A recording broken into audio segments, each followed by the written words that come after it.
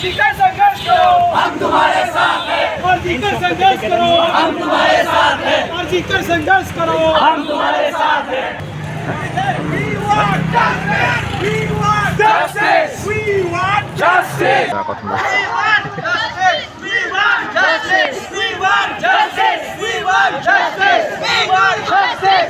হল তাৰ কাৰণে আমাক জাষ্টিছ লাগে সেইটো কাৰণে আমি গোটেই সোপা ওলাই আহিছো আজি দিনটো আমাক জাষ্টিছ লাগে আৰু আমাক জাষ্টিছ লাগিবই আমাৰ যিটো ডক্টৰসকলৰ বিৰুদ্ধে এইবিলাক যি ঘটনা ঘটি আছে এতিয়া আমি হেতুৰে প্ৰতিবাদ কৰিবলৈ ওলাই আহিছো আৰু আমি বিচাৰো চৰকাৰে যেন আমাৰ সুৰক্ষাৰ কাৰণে আৰু এটো সিকিউৰিটি অলপ বঢ়াই দিয়ে কেম্পাছৰ মাজত থ্যাংক ইউ খুব দুখ লগা ঘটনা এটা ঘটিল আৰু বিশেষকৈ লেডি ডক্টৰ হিচাপে তিৰুতা হিচাপে এটো মানে আমি সহ্য কৰি থাকিব পৰা কথা নহয় আমি প্ৰতিবাদ কৰিব লাগিব নিজৰ যিখন ঠাইত আমি সেকেন্ড হোম বুলি কওঁ আমাৰ দ্বিতীয় ঘৰ বুলি কওঁ নহয় জানো আমি তাতে বছৰ বছৰ ধৰি আছো ধৰক আমি 18 19 বছৰত সোমাই পেলাই 30 31 বছৰত আমি সেইখন কলেজৰ পৰা ওলাও এই কলেজখন আমাৰ সেকেন্ড হোম দ্বিতীয় ঘৰ তাতে যদি আমি নিৰাপত্তাহীন নতাত ভুগু কেনেকৈ হ'ব কথাটো গতিকে এটো মানি ল'ব নোৱাৰি সেই দেখি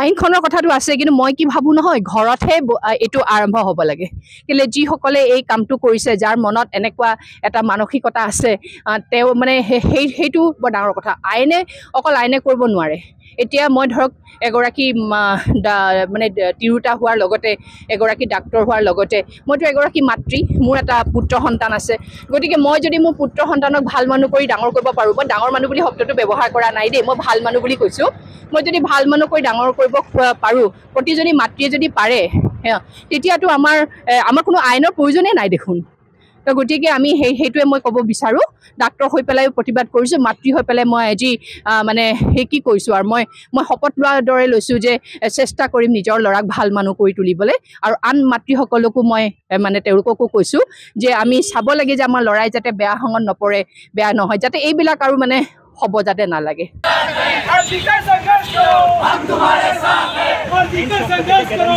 हम तुम्हारे साथ हैं। और जीकर संघर्ष करो, हम तुम्हारे साथ हैं।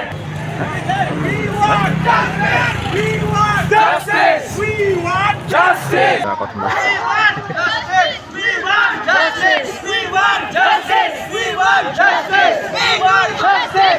হল তাৰ কাৰণে আমাক জাষ্টিছ লাগে সেইটো কাৰণে আমি গোটেই সোপা ওলাই আহিছো আজি দিনটো আমাক জাষ্টিছ লাগে আৰু আমাক জাষ্টিছ লাগিবই আমাৰ যিটো ডক্টৰসকলৰ বিৰুদ্ধে এইবিলাক যি ঘটনা ঘটি আছে এতিয়া আমি হেতুৰে প্ৰতিবাদ কৰিবলৈ ওলাই আহিছো আৰু আমি বিচাৰো চৰকাৰে যেন আমাৰ সুৰক্ষাৰ কাৰণে আৰু এটো সিকিউৰিটি অলপ বঢ়াই দিয়ে কেম্পাছৰ মাজত থ্যাংক ইউ খুব দুখ লগা ঘটনা এটা ঘটিল আৰু বিশেষকৈ লেডি ডক্টৰ হিচাপে তিৰুতা হিচাপে এটো মানে আমি সহ্য কৰি থাকিব পৰা কথা নহয় আমি প্ৰতিবাদ কৰিব লাগিব নিজৰ যিখন ঠাইত আমি সেকেন্ড হোম বুলি কওঁ আমাৰ দ্বিতীয় ঘৰ বুলি কওঁ নহয় জানো আমি তাতে বছৰ বছৰ ধৰি আছো ধৰক আমি 18 19 বছৰত সোমাই পেলাই 30 31 বছৰত আমি সেইখন কলেজৰ পৰা ওলাও এই কলেজখন আমাৰ সেকেন্ড হোম দ্বিতীয় ঘৰ তাতে যদি আমি নিৰাপত্তাহীন নতাত ভুগু কেনেকৈ হ'ব কথাটো গতিকে এটো মানি ল'ব নোৱাৰি সেই দেখি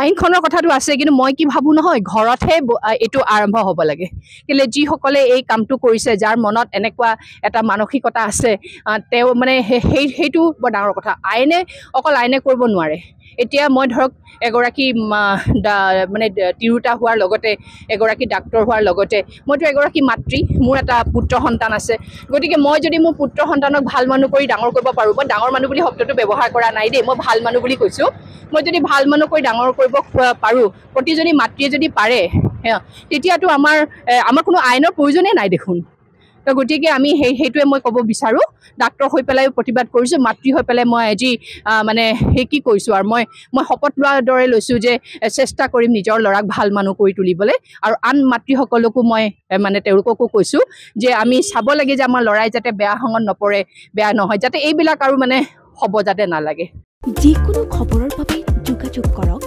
7099017330 অথবা 7099017390 নম্বৰত